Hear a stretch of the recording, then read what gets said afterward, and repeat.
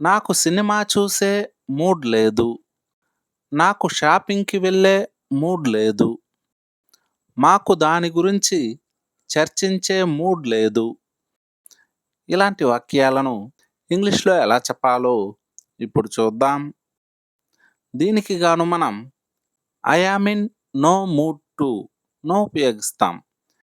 ఏదైనా ఒక పని చేసే మూడ్ లేదు అని చెప్పడానికి I am in no mood ను ఉపయోగిస్తాం.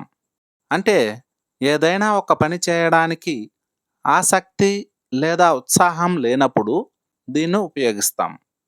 సెంటెన్స్ స్ట్రక్చర్ ఏమంటే I am in no mood plus V1 plus other words.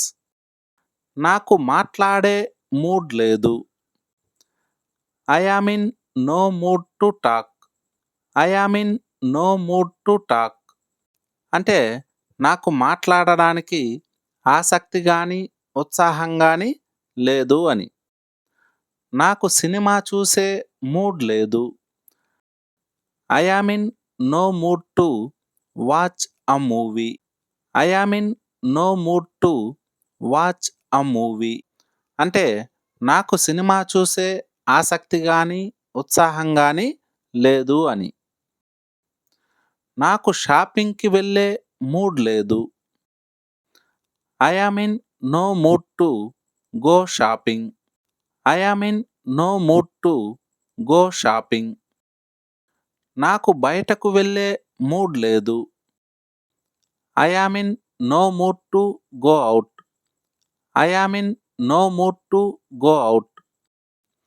మాకు దాని గురించి చర్చించే మూడ్ లేదు. We are in no mood to discuss it. We are in no mood to discuss it. నాకు వాదించే మూడ్ లేదు. దీన్ని ఇంగ్లీష్‌లో ఎలా చెప్పాలో కామెంట్ సెక్షన్‌లో కామెంట్ చేయండి.